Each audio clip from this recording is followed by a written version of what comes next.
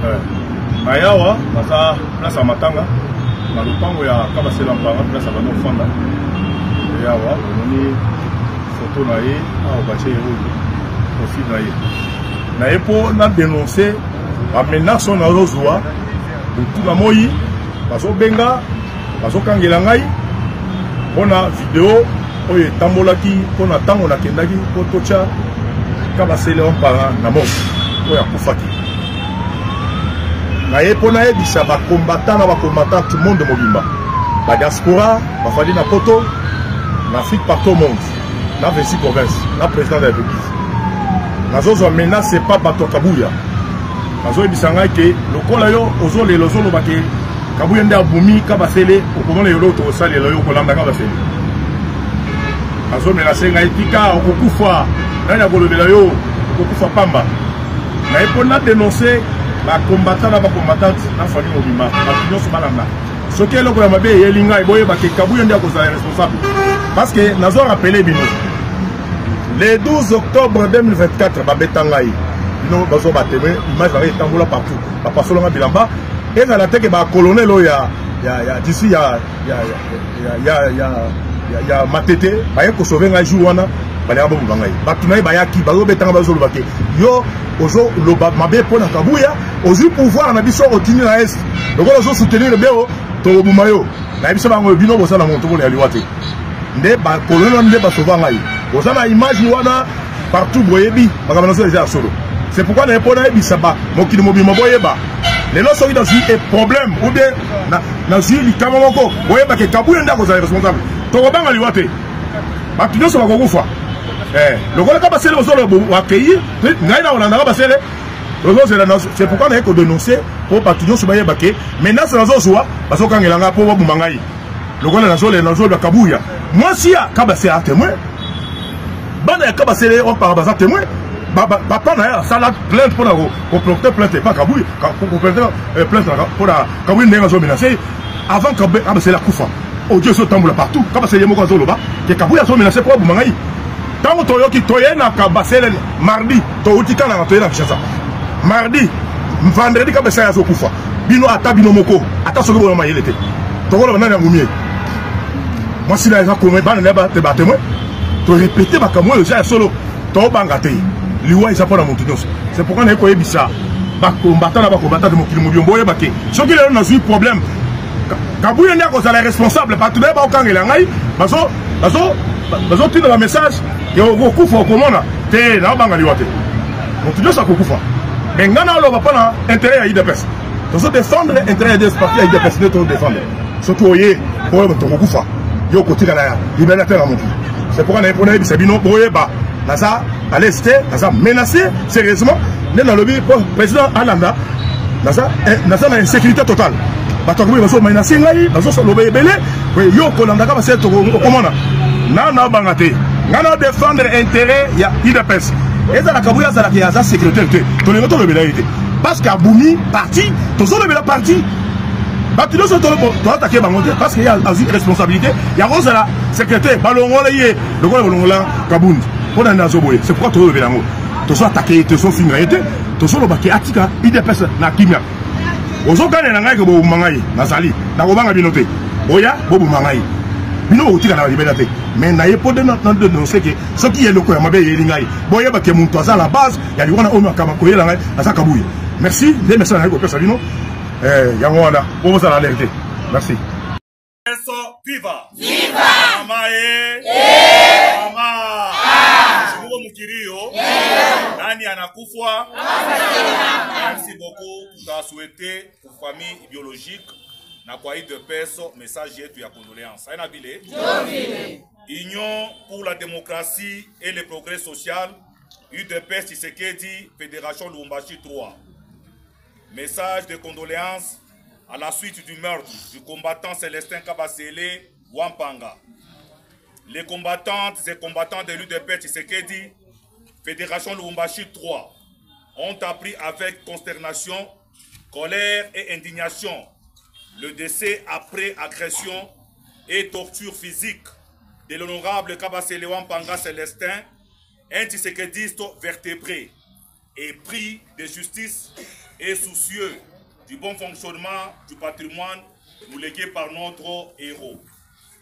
UDPS Tshisekedi, Fédération Lubumbashi 3, présente ses condoléances les plus attristées à la famille biologique de l'illustre disparu, au président de la République, chef de l'État, autorité de référence du parti, son Excellence Félix Antoine Tshisekedi Tshilombo, dont Wampanga est frère, ainsi qu'au secrétaire général AI du parti, l'honorable Deo Bizibou Balola, avec qui le défunt a cheminé dans la lutte pour le retour aux valeurs et à la redynamisation de l'UDPS Tshisekedi.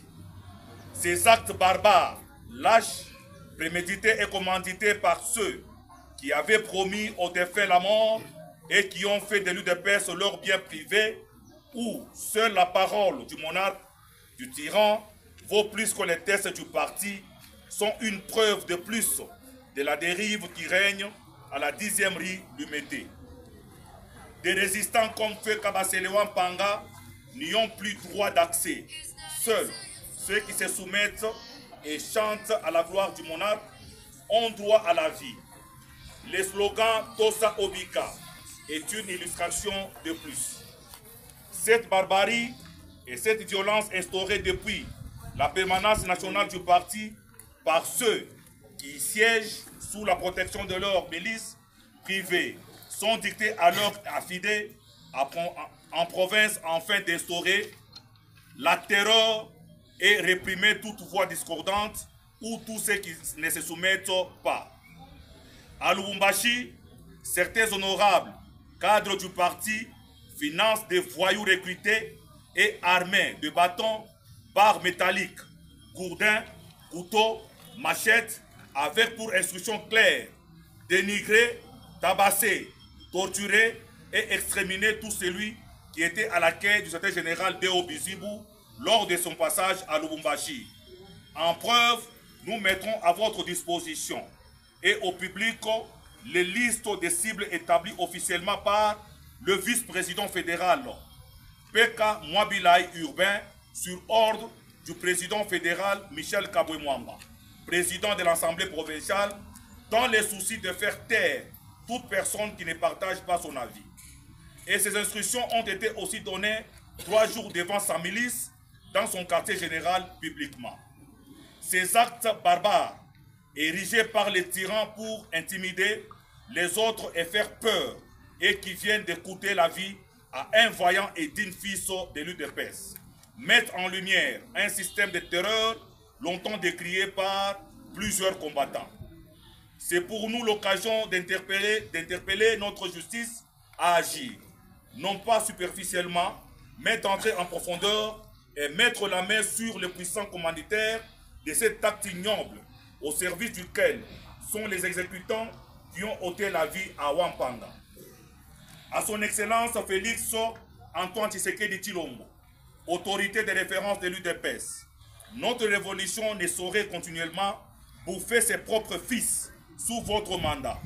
Le système terroriste instauré par Augustin Kabouya devient un danger pour l'harmonie au sein du parti. Ceci n'est plus la vitalité démocratique, mais plutôt la barbarie du banditisme, du terrorisme politique. Pour honorer les idéaux du fait Dr Etienne Tshisekedi Wamulumba, pour honorer la mémoire des milliers de combattants ayant payé de leur vie pour que l'UDPS vive, pour rendre justice à votre frère Kabasele Wampanga Célestin, qu'il vous plaise, Excellence, d'agir pour stopper la folie de Kabouya et de ses complices dans la province du Haut-Katanga, précisément à Lubumbashi, qui embrase notre maison en étouffant la démocratie, la liberté d'expression au sein des chers et beaux partis du UDPS Tshisekedi. La multiplication de plusieurs structures informelles non contrôlées telles que les amis de Mwanabouté, les Tosa Obika, les amis de Michel Kabwe, sont à la base de ce que nous appelons milices au sein de l'UDPS.